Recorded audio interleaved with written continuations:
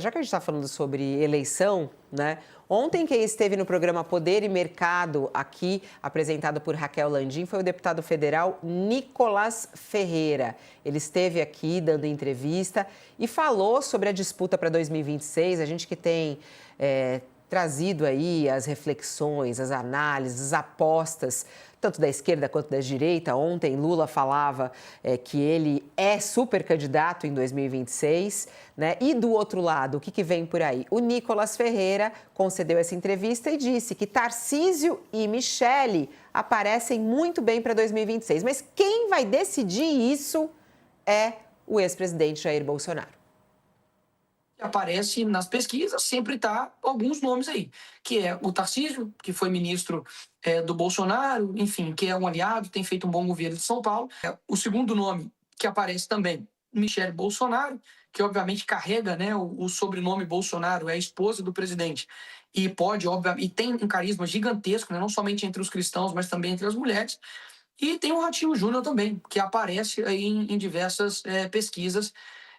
E os demais outros nomes, eu só digo o seguinte: a direita, ela tem, digamos assim, ela tem obviamente uma gratidão, ela tem uma admiração e um sentimento de impunidade, digamos assim, impunidade não, um sentimento de, de injustiça muito grande, né, com o presidente Bolsonaro.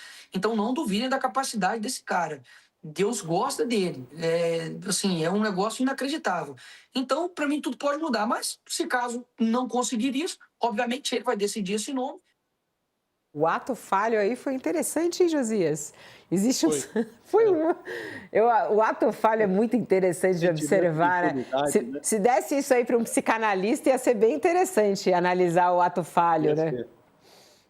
E tem outro aspecto, né, que ele diz que Deus gosta muito do Bolsonaro. Imagine se não gostasse, né? Imagine se não gostasse. Gostando, já concedeu a ele a graça de uma condenação a 27 anos de cadeia. Imagina se Deus estivesse do lado do Bolsonaro, né?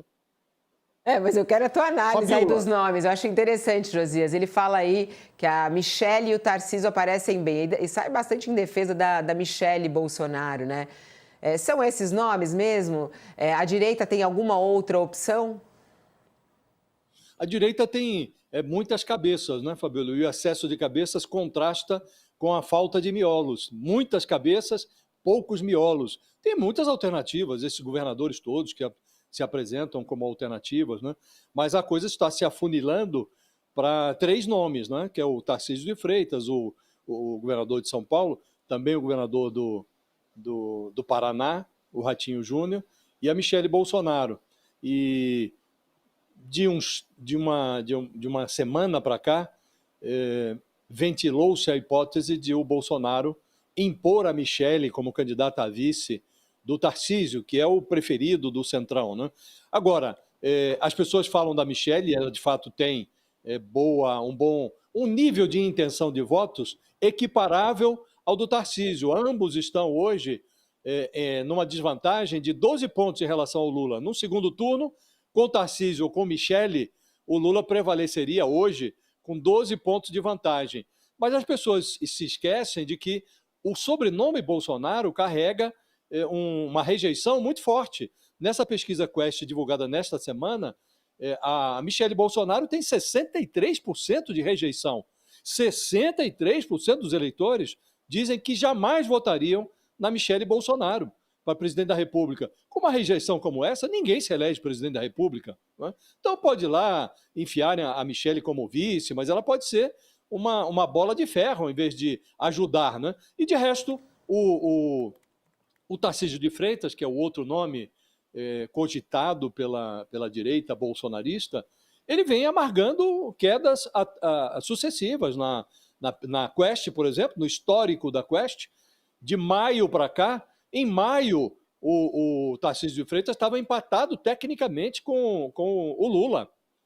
E desde então ele vem caindo. No mês passado estava a 8 pontos de desvantagem em relação ao Lula, agora já soma 12 pontos de desvantagem. Então, realmente, a Bolsonaro dependência tem funcionado para o super-homem do Centrão, que é o Tarcísio, como uma criptonita. Está enfraquecendo os superpoderes dessa principal alternativa da direita. Mas o Nicolas Ferreira, Fabíola, nesse contexto, ele é um asterisco ali, é o garoto prodígio da direita, né? Quem manda nisso, de fato, são os grandes tecelões do Centrão. Mas eles estão falando a mesma língua, porque ainda ontem esteve com o Bolsonaro no seu domicílio prisional, o ex-ministro-chefe da Casa Civil do Bolsonaro. Teve lá o Ciro Nogueira conversando com o Bolsonaro e, na saída, perguntou-se a ele. Falaram de 2026 e o Ciro Nogueira falou, claro, é impossível estar com o Bolsonaro sem falar sobre isso. E ele disse exatamente isso, que o Bolsonaro, na hora própria, ele vai revelar quem ele apoia, que não está descartada a hipótese do Bolsonaro ser o representante da direita nas urnas, quer dizer, eles não conseguem reconhecer que o Bolsonaro é inelegível.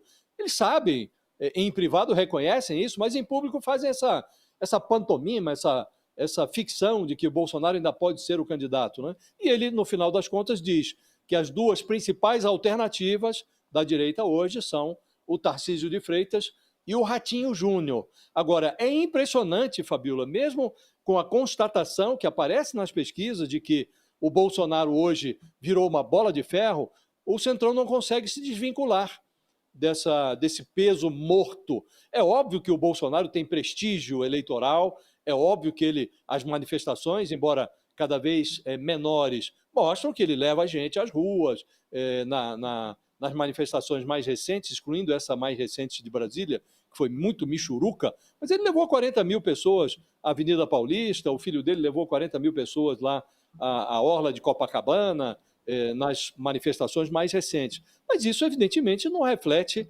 a vontade do eleitorado. Medida pelas pesquisas,